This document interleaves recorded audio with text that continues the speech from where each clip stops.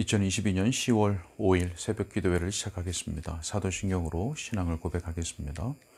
전능하사 천지를 만드신 하나님 아버지를 내가 믿사오며 그 외아들 우리 주 예수 그리스도를 믿사오니 이는 성령으로 잉태하사 동정녀 마리아에게 나시고 본디오 빌라도에게 고난을 받으사 십자가에 못 박혀 죽으시고 장사한 지 사흘 만에 죽은 자 가운데서 다시 살아나시며 하늘에 오르사 전능하신 하나님 우편에 앉아 계시다가 저리로서 산자와 죽은 자를 심판하러 오시리라. 성령을 믿사오며 거룩한 공예와 성도가 서로 교통하는 것과 죄를 사하여 주시는 것과 몸이 다시 사는 것과 영원히 사는 것을 믿사옵나이다. 아멘. 찬송가 275장 찬양하겠습니다. 시편 130편의 말씀을 가사로 해서 지어진 시편 찬송입니다. 275장입니다. 주여 내가 깊은 데서 부르짖나이다.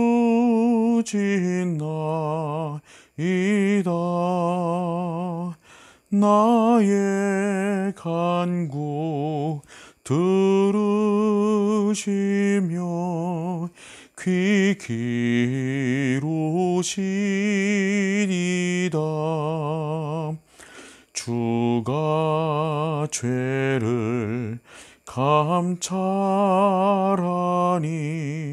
누가 서리이까. 주님께만 사유하심 있사옵나이다. 내 영혼이 여호와를 기다리옵니다.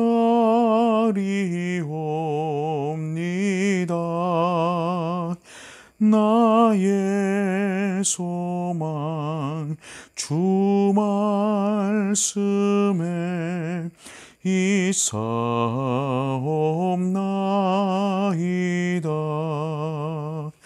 파수꾼이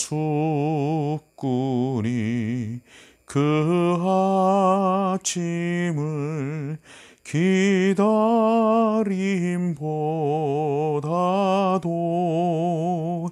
나의 영혼 주를 더욱 바라옵나이다.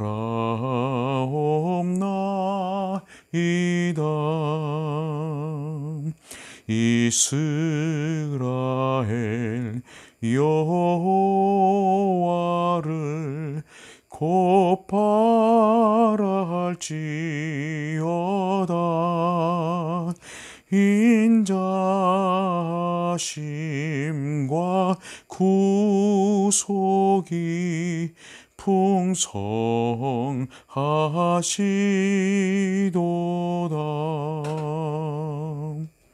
네. 하나님의 말씀은 출애굽기 22장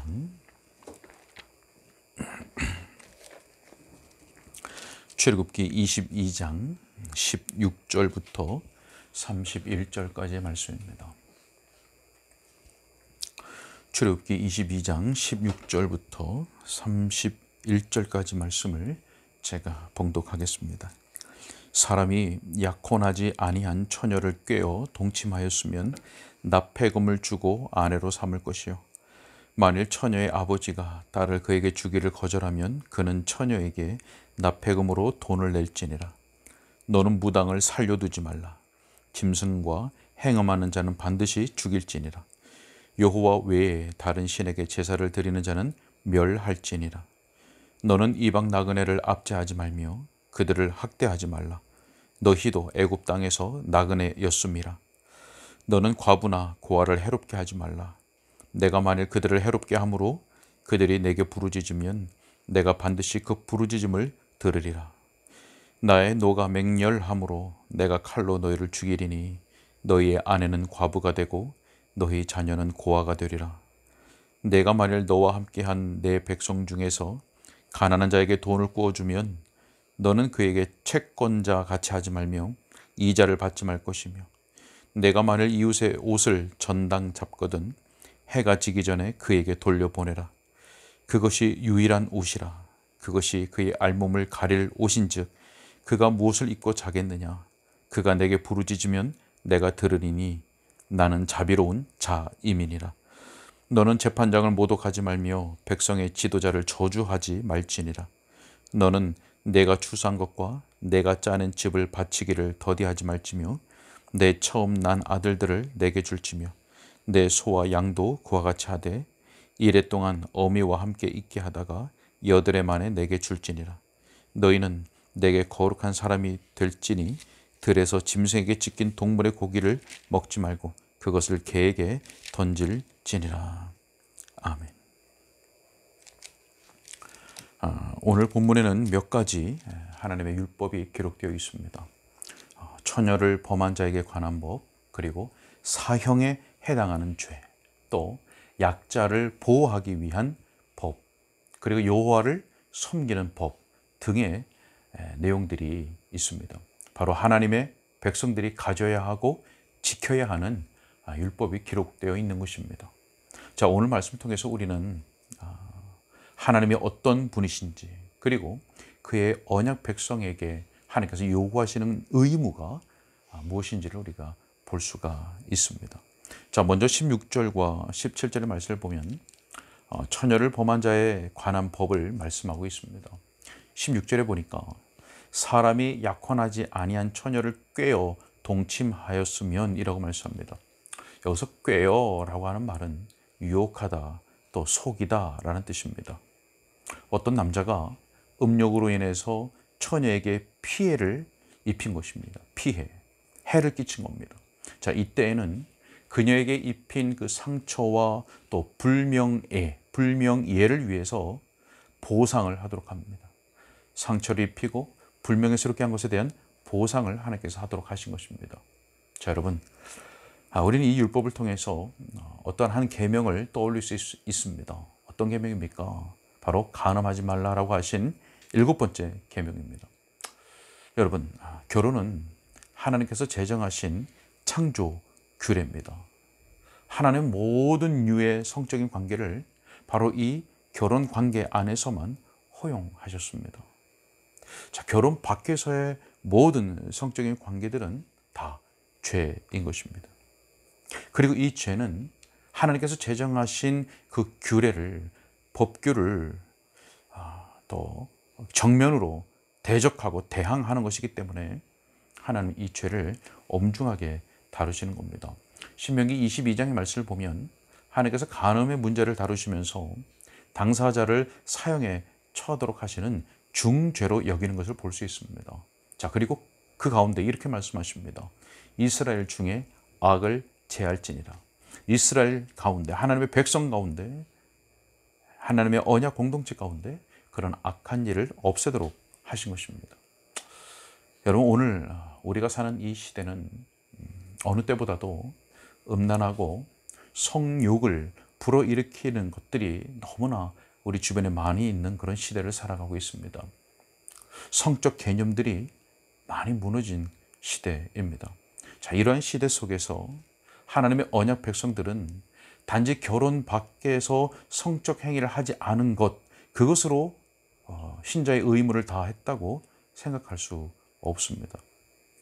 간음하지 말라는 이 계명에서 우리가 하나님의 말씀을 깨달을 때 우리에게 그 순결을 보존하도록 노력하고 그것을 위해서 우리의 눈과 모든 감각을 조심할 것을 명하고 있다는 것, 그리고 성적으로 부정할 만한 모든 기회와 유혹들을 물리칠 것을 우리의 의무로 명령하고 있다는 것을 우리는 깨달을 수가 있습니다. 예수님께서도 그렇게 말씀하셨었죠. 음욕을 품고 눈으로 보는 것이 이미 죄라고 했습니다.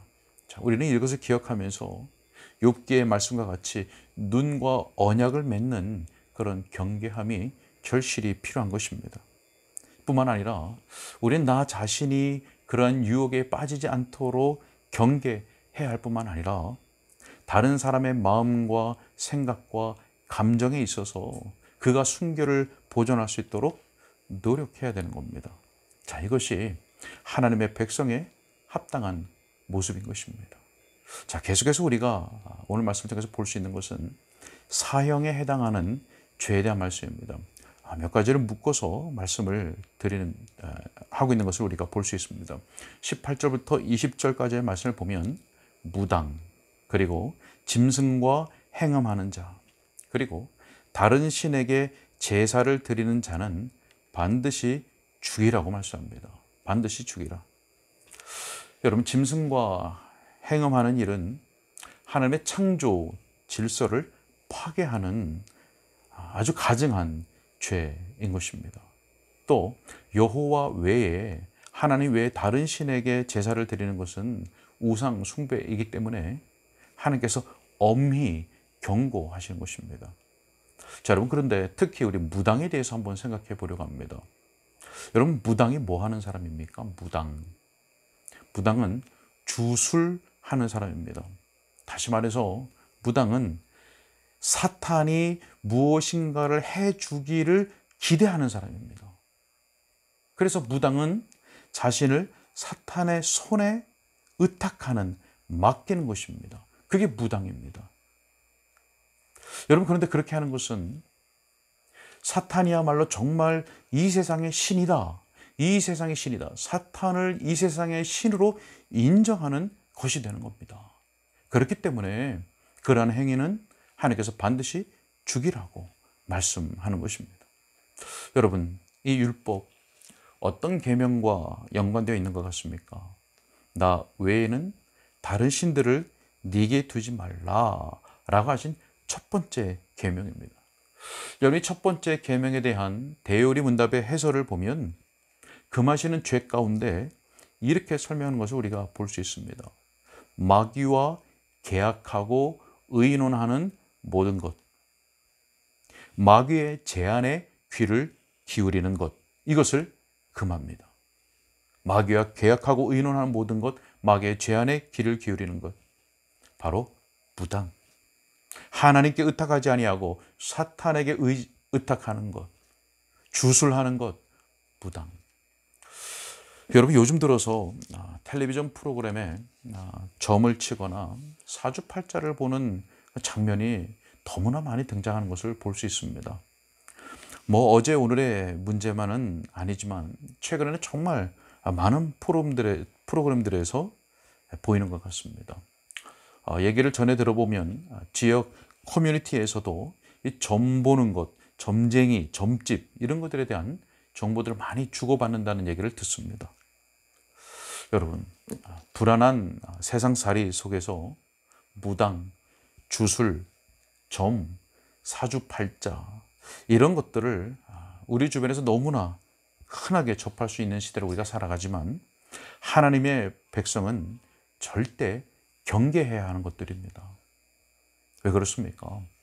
하나님의 말씀과 축복을 받았고 하나님의 특별한 섭리 아래에서 보호하심을 받는 그 이스라엘 백성들의 가운데 있던 그 무당들을 하나님께서 멸하라고 말씀하셨던 것처럼 오늘 신자들도 하나님의 말씀, 하나님의 축복을 받은 사람들입니다. 그리고 하나님의 특별한 섭리 아래에서 보호하심을 받는 하나님의 백성들입니다. 그것이 신자들입니다. 성도들입니다. 그렇기 때문에 우리는 무의식 중에서라도 하나님을 하나님으로 삼지 않는다거나 사탄을 신으로 인정하는 그러한 우상 숭배의 죄에 빠지지 않도록 우리 마땅히 주의하고 경계해야 하는 것입니다. 자, 계속해서 이어지는 21절 이후의 말씀을 보게 되면 우리가 율법 속에 나타나 있는 그 하나님의 성품, 특별히 하나님의 자비로우심을 우리가 발견할 수가 있습니다. 자, 본문의 말씀을 보면 이방 나그네, 그리고 과부, 그리고 고아들의 부르짖는 그 호소에 귀를 기울이시는 그 하나님에 대하여서 말씀하고 있습니다. 자, 여러분, 이방 나그네, 또 과부들, 고아들, 여러분, 이들이 어떤 사람들입니까? 도움을 받을 수가 없고 의지할 데가 없는 그런 약한 사람들입니다. 자신을 돌봐주고 또 자신들을 보호해 주어야 할 그런 사람들을 잃은 그런 사람들입니다. 그래서 마음도 상황도 약한 사람들, 그들이 바로 이방 나그네, 과부, 고아들이었던 것입니다. 자, 하나님은 자신의 백성들에게 말씀하시기를 그들에 대하여서 불쌍히 여기는 마음을 가지고 그들에게 사랑과 배려를 베풀고 그들에게 친절하게 대하라고 말씀하시는 것입니다. 자, 여러분, 그런데 하나님께서 이러한 것들을 그들의 백성에게 명령하시면서 이스라엘 백성들이 그렇게 해야 하는 이유와 원리를 이렇게 말씀하십니다. 너희도 애굽 땅에서 나그네였음이라. 너희도 애굽 땅에서 나그네였다. 여러분, 이스라엘 백성들이 왜 이방 나그네를 압제하면 안 되는 겁니까? 그들을 억압하고 박해하고 괴롭히면 왜 안 되는 겁니까? 그들을 조롱하거나 짓밟거나 경멸하거나 괴롭히면 안 되는 이유가 무엇입니까? 이스라엘 백성들이 얼마 전까지만 해도 애굽 사람들 아래에서 그와 같은 고통과 압제를 받았기 때문입니다. 그것이 어떠한 고통인지, 그것이 얼마나 아픈 것인지, 얼마나 괴로운 것인지 그 알고 있는 사람들이기 때문에 그들은 이방 나그네에게 그렇게 행해서는 안 되었던 것입니다. 여러분, 이 원리는 이방 나그네뿐만 아니라 고아와 과부들에게도 동일하게 적용됩니다. 이전에 자신들이 처했던 것과 같은 그러한 상황과 여건 가운데 처해 있는 사람들, 그들에 대해서 사랑과 배려를 베풀어야 한다는 겁니다. 이전에 어떠한 형편과 상황 가운데 있었습니까? 이전에 궁핍함과 고난과 공경의 때를 지나본 사람들, 이런 사람들은 그때에 자기들에게 좀 있었으면 좋겠다, 자기들에게 좀 이루어졌으면 좋겠다라고 소원하고 바라던 그것들을 지금 이전에 자기가 당했던 겪었던 그런 일들 가운데, 그런 상황 가운데, 그런 어려움 가운데 처해 있는 사람들에게 그와 같이 행해야 된다는 겁니다. 그것이 바로 사랑을 베푸는 방법인 것입니다. 여러분, 그렇게 하는 것이 하나님의 백성들이 하나님의 거룩한 성품을 닮은 행실인 것이고 하나님의 뜻을 행하는 것입니다. 여러분, 왜 그렇습니까? 그 이유는 하나님께서 반드시 하나님을 향해 부르짖는 그들의 부르짖음을 들으신다고 말씀하셨기 때문입니다. 반드시 들으시겠다고. 더 나아가서 하나님이 그러한 사람들을 압제하는 자들을 기억하시고 분명히 벌하신다고 말씀하십니다. 자, 그런데 우리가 주목해야 될 것은 과부들과 고아들을 압제하는 자들에게 하나님께서 어떤 형벌을 내리시는가? 바로 동일한 형벌을 내리신다고 말씀하는 것을 볼 수 있습니다. 동일한 형벌, 어떤 형벌입니까?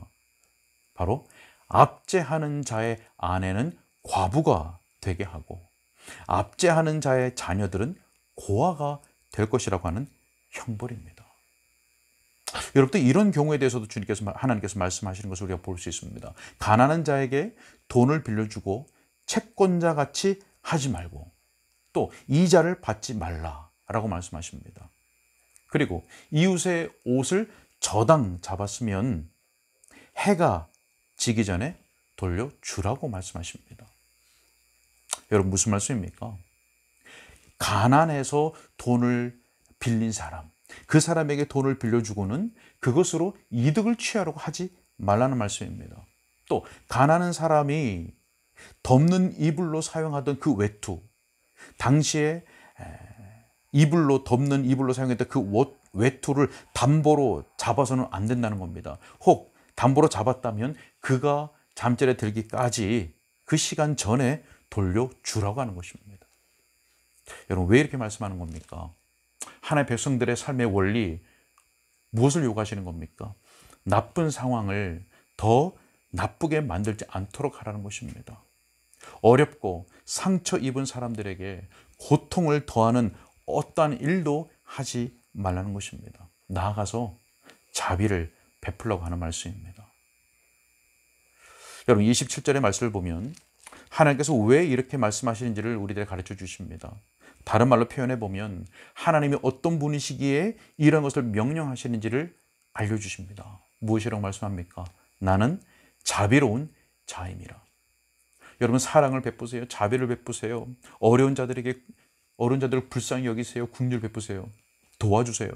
여러분 세상적으로 말하는 착한 일, 그 정도의 것을 말하는 것이 아닙니다. 물론 해야 됩니다. 그런 의미도 있습니다. 그러나 그것보다 궁극적으로 우리는 단순히 세상이 말하는 그런 선행, 구제 이러한 의미보다는 영적인 의미, 더 근원적인 신앙적인 의미가 있습니다. 구속함을 받은 백성으로서의 의미가 있습니다. 무엇입니까? 나는 자비로운 하나님이라. 바로 하나님께서 자비로우신 하나님이기 때문에 하나님의 은혜로 구속받은 백성들, 이전에 애굽 땅에서 억압받던 백성들이지만 지금 하나님의 은혜로 구속받은 자유함을 얻은 백성들, 이전에 궁핍했지만 지금 하나님의 은혜 가운데 부유한 가운데 있는 자들, 그렇기 때문에 그 하나님의 자비하심을 따라 행해야 한다고 하는, 그것이 바로 하나님의 언약 백성들에게 요구하시는 하나님의 의무라고 하는 영적 신앙적 의미가 있는 것입니다. 시편 146편 9절에 이렇게 말씀합니다. 여호와께서 나그네들을 보호하시며 고아와 과부를 붙드시고 악인들의 길은 굽게 하시는도다. 여러분, 하나님께서 나그네들을 보호하시고 고아와 과부를 붙드신다고 말씀합니다. 여러분, 사람들은 나그네와 고아와 과부를 긍휼히 여기지 않고 그들에게 사랑과 배려를 베풀지 않는다 할지라도 하나님은 그들을 긍휼히 여기시고 그들의 기도 소리를 반드시 들으십니다. 뿐만 아니라 하나님의 섭리 가운데 그들을 보호하시고 인도하시는 것입니다. 여러분, 혹 우리 가운데 어려운 때, 공고한 때를 보내고 있고 어떠한 도움이 절실하게 필요한 때를 지나고 있는 분이 있다면, 그리고 내 힘으로 어떻게 할 수 없는 그런 문제들 앞에 어떠한 도움을 간절히 바라고 소원하고 있는 분이 있다면 연약한 자의 부르짖음을 들으시고 그의 섭리 가운데 도우시고 보호하시는 그 하나님을 절대적으로 바라보고 의지하는 가운데 간절히 부르짖 주시기를 바랍니다. 그리고 이제는 누군가를 돌아보고 누군가에게 무엇이라도 도울 수 있는 분들이 있습니까? 그것이 무엇이 되었든 우리가 오늘 이렇게 부드럽고 추운 날씨를 피하고 또 쏟아지는 비를 피하고 따뜻한 자리에 우리의 몸을 누일 수 있는 것은 바로 자비로운 하나님의 은혜라고 하는 것을 기억해야 됩니다. 그리고 이전의 궁핍과 공경의 그때를 지나며 그때 내가 소원하고 바라던 그것을 지금 내가 얻고 누릴 수 있는 것은 바로 자비로운 하나님의 은혜라고 하는 것을 우리는 기억해야 합니다.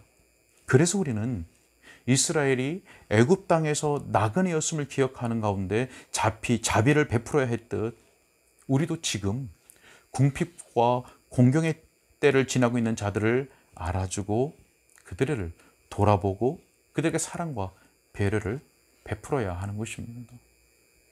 더 나아가서 우리가 그렇게 하는 것은 바로 하나님께서 우리로 하여금 언약 백성을 삼으신 목적이라고 하는 것도 우리는 기억해야 합니다. 무슨 말씀입니까?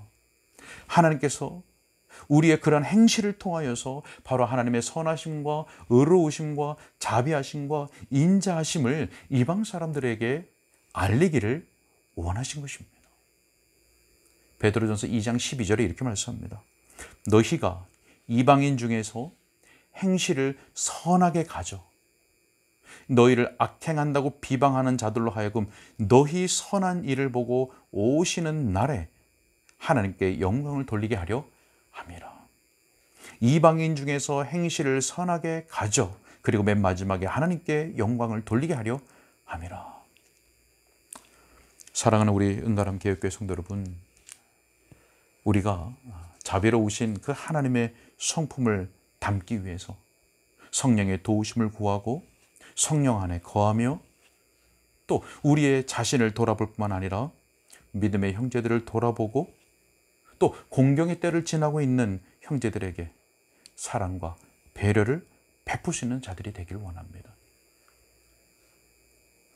그렇게 되기 위해서 우리가 무엇보다 성령의 도우심을 구해야 된다는 것을 꼭 기억하시기 바랍니다. 그렇게 해서 우리의 행실을 통하여서 하나님의 영광, 또 하나님의 어떠하심, 그 하나님의 자비하심이 드러나는 그런 복된 성도들, 복된 공동체가 될 수 있기를 주님의 이름으로 축복합니다. 기도하겠습니다. 하나님, 우리가 하나님의 거룩한 백성, 거룩한 언약 백성들로서 거룩한 마음과 거룩한 생각과 거룩한 행실을 가질 수 있도록 도와 주시옵소서. 그런 것들을 훼손하려고 하고 무너뜨리려고 하는 모든 우리의 부패한 본성들, 그리고 세상의 유혹, 또 사탄 마귀의 미혹들을, 공격들을, 도전들을 우리가 말씀과 기도로 성령의 능력으로 이겨낼 수 있도록 도와주시고, 우리로 하여금 우리가 가지고 있는 영적 순결함과 또 계명의 순종함을 무너뜨리려고 하는 모든 내면의 악함들을 우리가 제거해 나갈 수 있도록 주님께서 도와주시고 인도하여 주시옵소서. 하나님, 자비로운 하나님을 우리가 닮아서 믿음의 형제들을 돌아보고 또 사랑과 배려를 베풀고 긍휼을 베풀며 또 그들을 돌아볼 수 있는 복된 성도들이 되게 해 주시고, 또 그러한 긍휼과 사랑과 자비가 넘치는 그러한 우리의 공동체가 될 수 있도록 은혜를 베풀어 주옵소서. 하나님, 오늘도 병들어 아파하고 또 궁핍하고 또 공고하고 공경의 때를 지나며 하나님의 도우심을 간절히 바라며 기도하는 그런 성도들의 간절한 부르짖음에 하나님 응답하여 주시고, 그래서 하나님의 놀라운 섭리 가운데 그들을 도우시고 인도하여 주옵소서. 주님 그렇다하옵고 예수 그리스도의 이름으로 기도하옵나이다. 아멘.